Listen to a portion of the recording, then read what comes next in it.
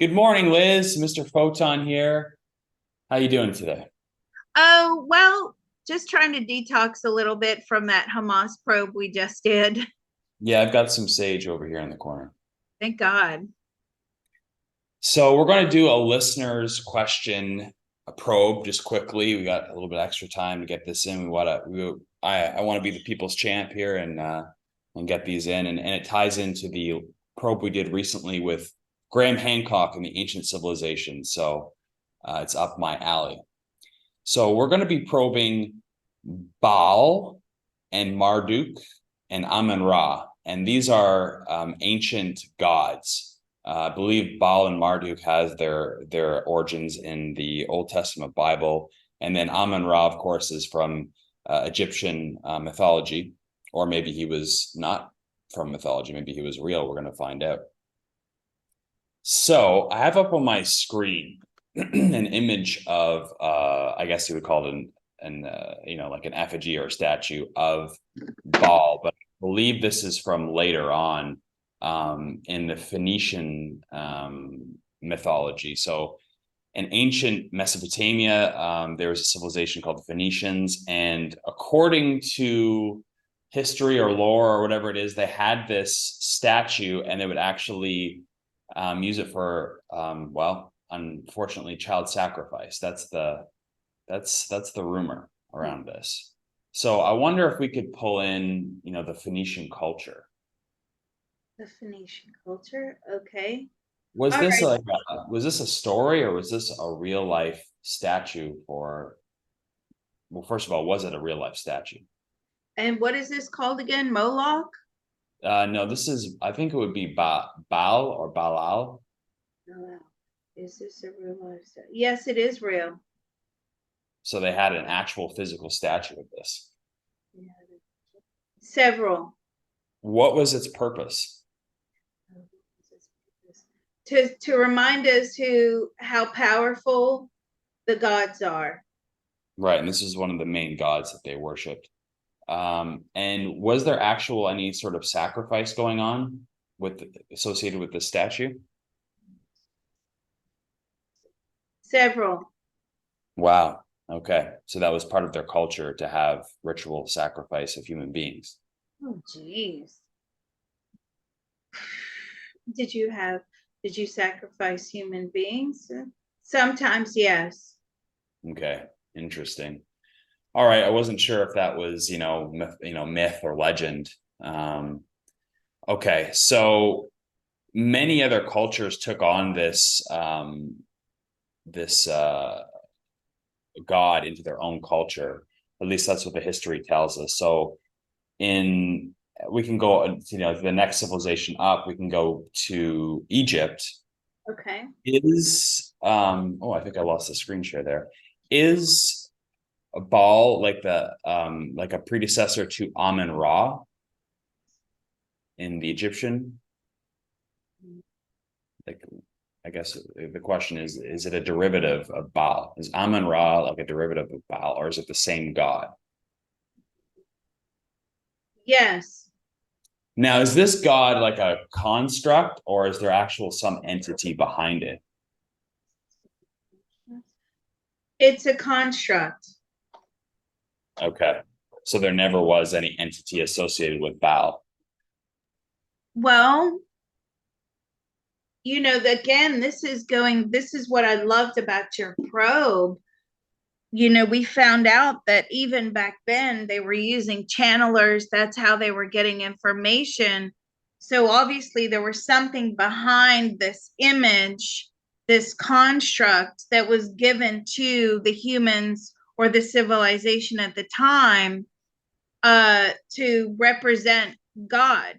I mean, it's so interesting because I get images all the time, and I see things sometimes. I'm like, what is that? Like, it's not even anything that I've ever seen here on the earth plane. And I can see now after doing that probe with you how you can look at that and think, oh, is that God? Especially when everything is so pure. You're down here on the earth plane.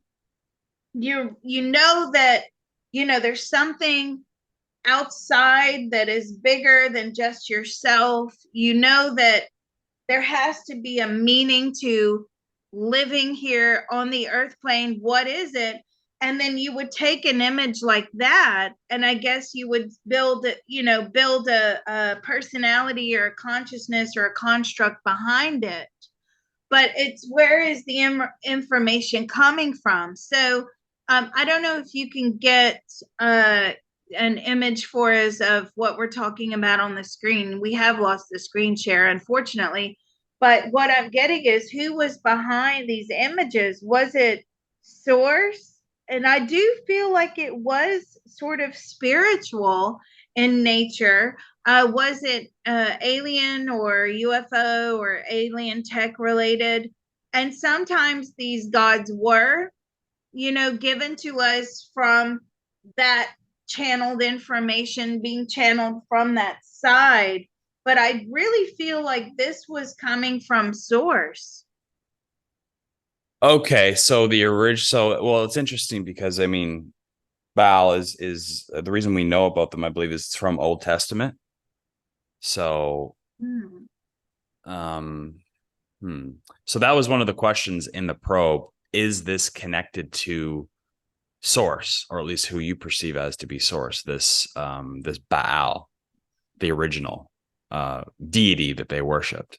So you're saying that it at least at some point the origin of it was from source, like maybe someone channeled or tapped into source and got like an image or something. Did this come from source direct? No, it didn't come from source direct, but it is from source, as in, you know, there's so many levels and hierarchies, and we're down here we're kind of like, we're fundamental, but we're also very basic at the same time. So it would have come from somewhere on the light side. Okay, originally. Now, it was interpreted at some point as like something to sacrifice to. So was there some sort of like misinterpretation of whatever it is they first saw?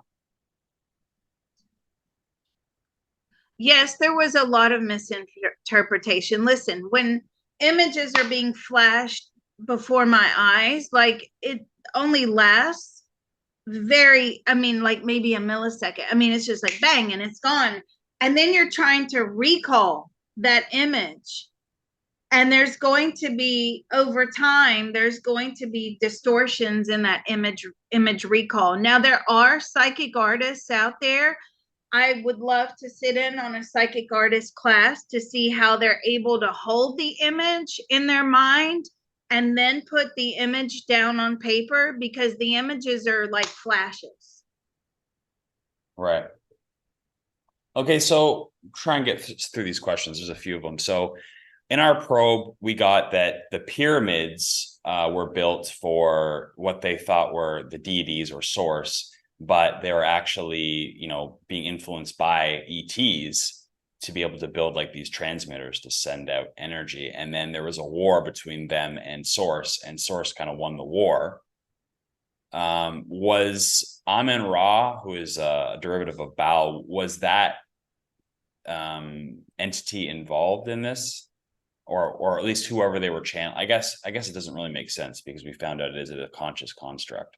But was that used by the ETs, like that conscious construct used, I guess, by the ETs to communicate with them?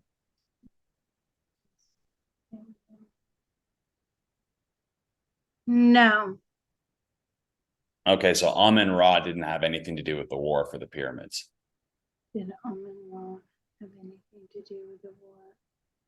I feel like, excuse me, that information came from something else, and then they were influential in that.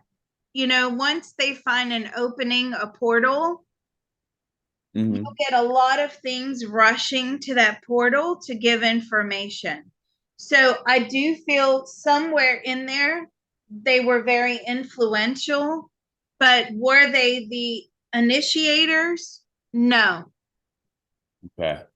I'm just trying to pick up another picture that I had here. Oh, where is it? I don't see it. Oh, there it is. Okay, let's see. Okay, so can you see the new picture that I put up there? No. I cannot see it, but it'll work its way out somehow. This happens sometimes. And maybe I'm not supposed to see it, right? Well, I need you to tune into it. Okay, I stopped the share. Let's try that again. Where are we here? Okay. Your slideshows are very good, by the way. There we go. Okay. Should be able to see Oh, it. Okay, so this is a picture from a NASA mission, I believe in the late 80s. It's STS-88 or something like that. And it's infamous in like conspiracy circles as being called the Black Knight satellite. Now, NASA claims that it's just space debris. Can you tune into this image, this object in the photo? Is that of terrestrial origin or extraterrestrial origin? extraterrestrial. Yes, it's ET. Okay, so that is like an object that's like is it like a ship or is it a probe? Yeah. Is there anybody in that ship? No. Are you a ship? Yes, it is like a ship. How big is it? Do they ever say? No, we have no idea. It's quite large. Are we talking like how large? Like meters? Is it like 100 meters long? Oh God, it's been a while since I've done the metric system. I don't know. Sorry, I don't know. I don't know what units of measurement to use. Do Well, we want what to is it? feet? Is it 2.2 feet to a meter? We can use feet. We can use feet. Is it 100 feet long? It's more than that. Okay. Is it like I don't know 500 feet long? It's around 400. Okay. Okay, that's decent. Yeah. Um, and so, oh yeah, my apologies. This is actually referred to as the Black Knight satellite. Mm, So very strange the, looking. the question is the Black Knight satellite controlled by one of these intelligences that were active back then when the pyramids were around, active? Ultimately, yes. Okay, so the same intelligence that was directing the Mesopotamians to build the pyramids or whatever that culture was. Mhm. The directing the same intelligence. Overall, yes. Okay. Does it have a direct connection with Egypt at all and the pyramids? Yes. And what is its role? This is an information gathering tool. So would the pyramids transmit information to it? The pyramids transmit. Yes. Interesting. Wow. What kind of information were they looking for?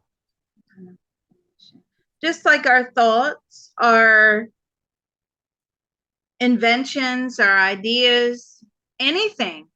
So it was basically just a way to keep track on like our consciousness as a whole without having to go on individually. Yes, ultimately, that's what they're doing. Okay.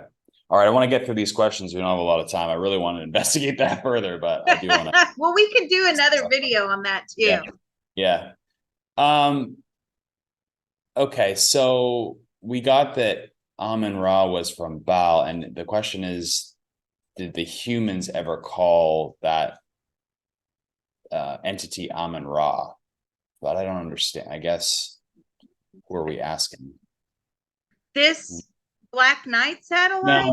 no. We're going back to like Baal and Amun Ra, who are the same kind of deity from a different era. So if it's raw, Is Ra Ra the same as Amun Ra? I believe Amun Ra is the sun god from Egypt. Okay. Amun Ra is the sun god from Egypt. Yes, that is correct. Okay. So it's And like this is a collection again, of consciousness. it was a collection of consciousness. It is, but what consciousness, Yeah, right? is it a conscious mind construct from humans? No, Oh, okay. All right. The next question is Amun Ra being of light? no, Okay. So it's just like a consciousness. no, it's a consciousness. But conscious thought forms and constructs can be dangerous, right? Because you basically form like a thought form or a construct. Just think of it as like a cloud of information. And then more people connect to that cloud of information, and they're putting energy. So they're putting in energy through their thoughts and their feelings and opinions, right? So then this cloud is getting bigger. Well, energy is visible to a lot of entities and beings out there. As humans, we can't really see energy. I'm very lucky I can see energy. And I tell you what, going back to our Israel probe, my energy activation was in front of the wall in Israel. That's when the first time I could really see energy. The energy was so powerful, and ever since that day I was sat in front of the wall, that's when I could see energy from here on out. So thought forms, they if they start getting a lot of attention, they'll get the attract, they'll attract entities that from other areas, and then they'll infiltrate those thought forms, and they can Mm. distort those thought forms. So that's how dangerous some of these things can become. Mm. Yeah, they can be a vehicle for another thing to come in that's not benevolent. Okay. So he has some descendants in the mythology. Some of them you may have heard of, like Thoth and Hermes. Is there a direct connection to some of those other, deities that were in other cultures farther down the line? Specifically, I think Hermes is a good one to focus in on. Hermes, okay. Did that consciousness then transfer over to being Hermes later on in civilization? Parts of it, yes.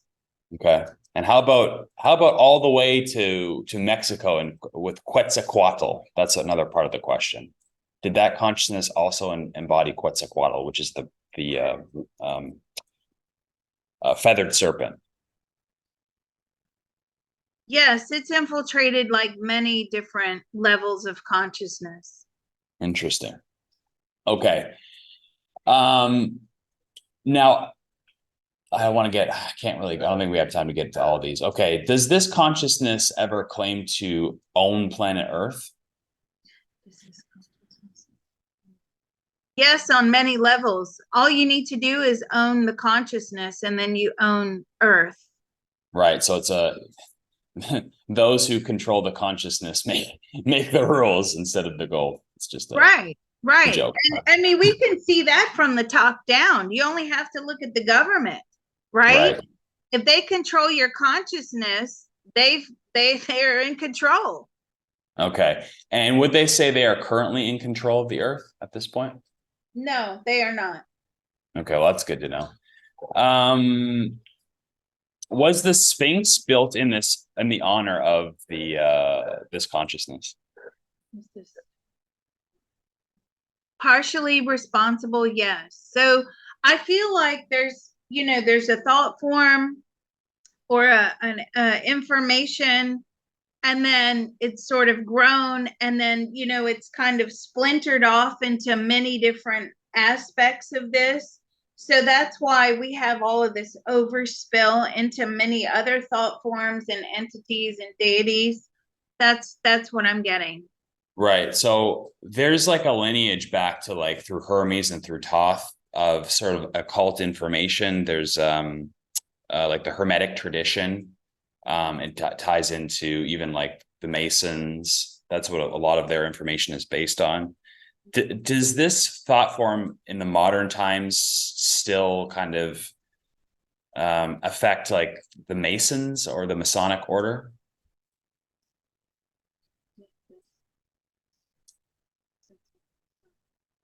No. Interesting. Okay. So why don't we stop this one here Yeah. and we'll move on to like a part 2, 3, 4, 500. Sure. Yeah. Yeah. This is interesting. I like this It one. is. And this also gives people like a little taster, and then they can then send us some questions affiliated with this probe. So if you want to do that, please, please, please join the Patreon. It's not a lot of money. Patreon.com/remote viewing and beyond. For all that you get, it really isn't a lot of money. Don't forget, folks, Mr. Photon has a tip jar down below in the comments. He's doing a great job. And I know I'm getting a lot of great compliments about your work, Mr. Photon. And you also do crypto consults. How do people get in touch with you? So my email is digitalfreedomtactics@protonmail.com. And yes, I do education for crypto. If you're new, I can bring you up to speed. I can hold your hand if you need it. And then for the veterans, I also have the alpha. So definitely, I have the info for all. And yeah, please get in touch with me through email. And if you'd like to support me, you can buy me coffee, you can buy me lunch to the tip jar. That would be much appreciated. Oh, well, we all want to support you, Mr. Photon, because you guys are doing a great job. So thank you so much. We'll stop this one here.